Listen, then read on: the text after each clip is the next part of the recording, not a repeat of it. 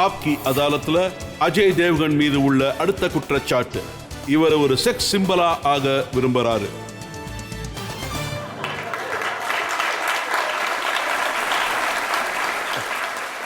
இந்த விஷயம் உண்மைதானே? சின்ன வயசுல இருந்தே உங்களை பாடி ஃபிட்னஸ் அப்புறம் ஃபேஷன்ல ரொம்ப இன்வால்வ் பண்ணாங்கன்னு. ஒரு விதத்துல. அப்புறம் நான் இதுவும் படித்தேன், காலையில் 4 மணிக்கு எழுந்திருக்க வேண்டி வரும். அது 4 மணிக்கு இல்ல, ஒரு 5-6 மணிக்கு என்னை எழுப்பி ஓட விடுவாரு. உங்களை ரொம்ப ஹார்ட் ஒர்க் பண்ண வைப்பாரு. ஆமா, அந்த நேரத்துல நானும் நைஸா அப்படியே ஏமாத்திட்டு போயிருவேன். அப்பா அவர் தரப்புல முழு முயற்சி பண்ணுவாரு. வருஷம் ஒரு ஹிட் படம் கொடுத்தீங்க, வெர்சடைல் ரோல்ஸ் எல்லாம் பண்ணிருக்கீங்க, வெவ்வேறு விதமான ரோல்ஸ் பண்ணிருக்கீங்க. இது பண்ணதுக்கு அப்புறமா அஜய் தேவ்கன்னா நம்பர் 1, நம்பர் 2 கேட்டகரியில் இது வரைக்கும் யாரும் ஏத்துக்கவே இல்லையா? அது ஏன்? எனக்கு என்ன தோணுதுன்னா, இதுக்காக நம்ம கொஞ்சம் ப்ரமோஷன் கூட அதிகமா பண்ணோம். ஆனா நான் அதை பண்றதே கிடையாது. ஒருவேளை இந்த காரணமா தான் இருக்கும். ஆனா அது தவிர வேற எதுவும் தெரியல. ஒருவேளை வேலை, பிலிம்ஸ், சக்சஸ் அதெல்லாம் ஒரு பக்கம் வச்சா கிளியரா தெரியுது. இதை தவிர வேற எந்த காரணமும் தெரியல. அப்புறம் நீங்க ஏன் ப்ரமோஷன் பண்ண மாட்டேங்கிறீங்க? Again I am very lazy on that.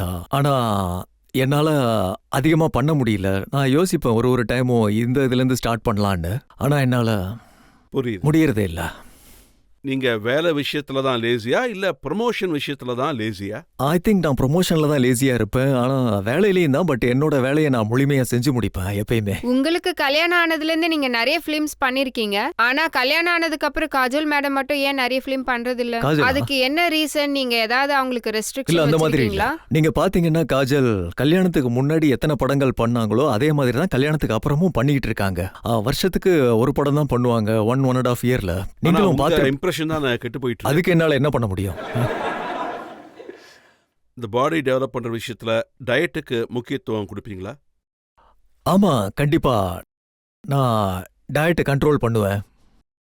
ஆனா நான் ரொம்ப கண்ட்ரோல் பண்ண மாட்டேன். நான் சாப்பிடுவேன், பட் ஆயில் நிறைய சேர்த்துக்க மாட்டேன் அந்த மாதிரி. பட் ராத்திரியில மட்டும் கொஞ்சம் லிமிட்டடா சாப்பிடுவேன் அந்த மாதிரி தான். நான் இதுவும் படிச்சிருக்கீங்க, நீங்க ஒரு நல்ல குக், வண்டர்ஃபுல் குக்கா. நிறைய சமைப்பீங்களாமே, நல்லா சமைப்பீங்களாமே. நான் எல்லா ஃபுட்ஸும் நல்லா பண்ணுவேன்.